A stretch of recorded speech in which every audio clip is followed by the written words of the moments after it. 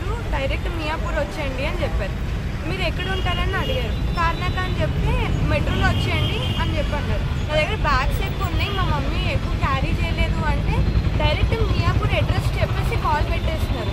మళ్ళీ ఏదైనా అడిగితే కూడా చాలా రూడ్గా మాట్లాడుతున్నారు. అంత రూడ్గా మాట్లాడితే మేము ఎలా రెస్పాండ్ అవ్వాలి? మళ్ళీ ఆయన మమ్మల్ని తిడుతున్నారు, ఎందుకంత గట్టిగా మాట్లాడుతున్నారు. ఆయన అలా మాట్లాడితే మేము ఏమనాలి?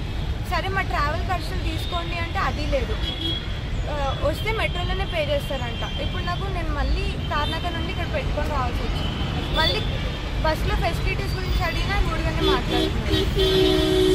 సెకండ్ నాకు కాల్ లెటర్ వచ్చింది గోవా రమ్మని. ఇంకా నేను సడన్గా జర్నీలు ఇవన్నీ చేసుకోవాలని చెప్పేసి నేను నాకు టికెట్స్ ఇవేం లేవు.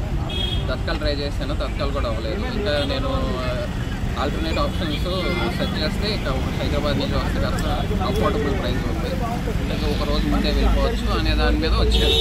ఇంకా ఇలా వస్తే నైట్ ఇట్లా బస్సు ఇలా కండిషన్ కో ప్యాసింజర్స్ దగ్గర కూడా ఇట్లా 1600, 2000 అలా ఛార్జ్ చేశారు. ఆ అఫోర్డబుల్ ప్రైస్కి బస్సు అనేది మాత్రం మంచిది కాదు, కండిషన్లో లేదు. ప్లస్ ఇంకా డ్రైవర్ కండిషన్ అంటే ఆయన కూడా మంచి రూట్గా బిహేవ్ చేస్తున్నారు. లేడీస్ ఉన్నారు, ఫ్యామిలీస్ ఉన్నారు, చిన్నపిల్లలు ఉన్నారు. నేను నైట్ నుంచి మేము ఇక్కడే ఉండిపోయాం పోలీస్ స్టేషన్లో. మేము మాత్రం సైకలాజికల్గా బాగా డిస్టర్బ్ అయ్యాము ఇక్కడ.